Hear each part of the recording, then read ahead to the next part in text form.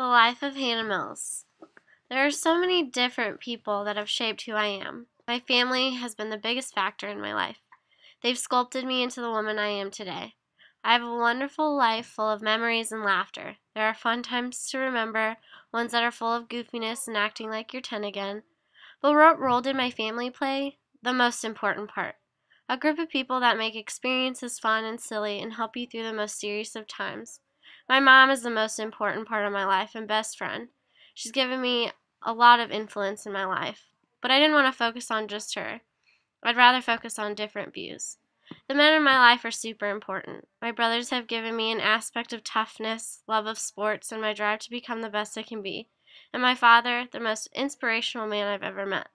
When it comes to my brothers, I love them for their differences. Andrew, quiet and endearing. Zach, the loud and outgoing one, that tends to be a little rough around the edges, and doesn't hesitate to be too honest.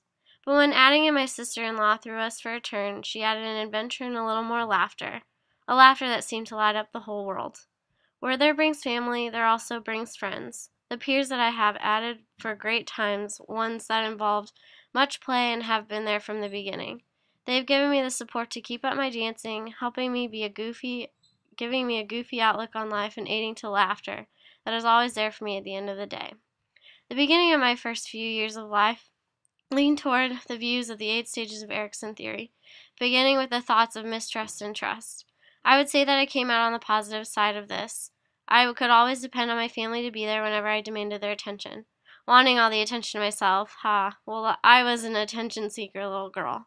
I seemed to have all the family intrigued with being the only girl in the family. My father, he seemed to keep my brothers always there for me. Zach and Andrew always longed to hold me, so attention really played a big part of the beginning of my life. And trust was always a big part too. Although I was cute, little, and sweet, I was the most adventurous in my family. I had already begun to break arms and climbing onto things and jumping off things. This part of my childhood also veered into the Montessori's ideas of independency. I also seemed to have a big part in the sensory motor stages of Piaget's theory of cognitive development. I would always love to touch everything and put everything and anything in my mouth. It seemed to be my outreach for adventure as a child. Adventure by playing with fires, sledding, and competing to wrestle with boys, even dressing up and playing war. I did it all. Bronfenbrenner's microsystem hit me with the idea of peers from the very beginning. They gave me a sense of playful joy that was added into my life, with no longer family members, but rather strange people that offered for new opinions and other interests that came. The friends that I gave for a new interest in dance, swimming, and I loved all the new interests that were offered to me. When I moved to Holland, the macro system began to show some appearances.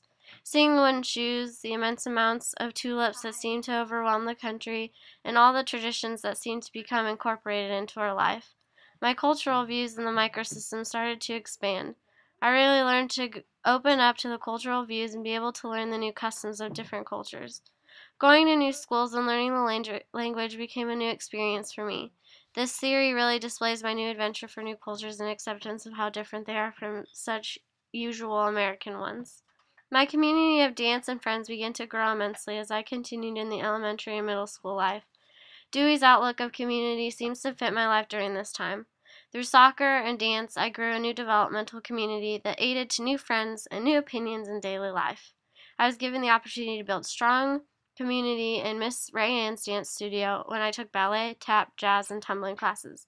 I also became a huge fan of the planned birthday parties with themes and making sure I always made time for friends. I would make time to play with them, sign up for dance camps, and start to play sports. Sports consisted of softball, basketball, and volleyball. Being adventurous and with building this community at home, I also branched out to other organizations. I built a community of friends with my church camp, and they also defined who I was in middle school. These communities continue to stick with me to this day. High school brought for another transitional period in Erikson's stages. Early adolescence and adulthood started to take its shape in my life.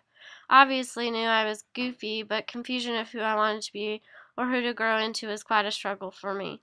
I liked so many different things and experienced so many different experiences that I just didn't always have an understanding of who I wanted to be.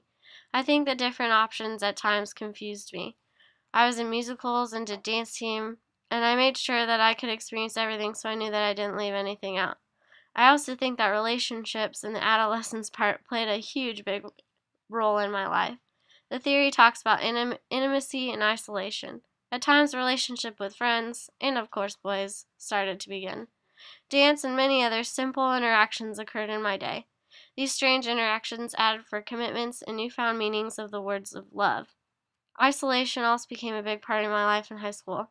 Some of my views didn't exactly match the views of others at times, so movies and spending time with family became another large part of my life.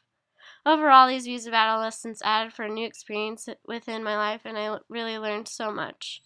Overall, I've been blessed with such a great developmental life experience. I've experienced times with my sister who entered my life really late but opened me up to a whole new world of fun and laughter that I've never experienced. I've also been given the chance to meet amazing people. I joined dance team and have bonded with those girls on a whole new level. It also has allowed me the chance to continue my dancing and become a happier girl here at school, giving me the chance to continue to do things that I love. I've also been blessed to make sisters here in a sorority on campus. They have given me the opportunity to experience serious relationships that form a sisterhood for life. I could not imagine my life without them and hope I never have to.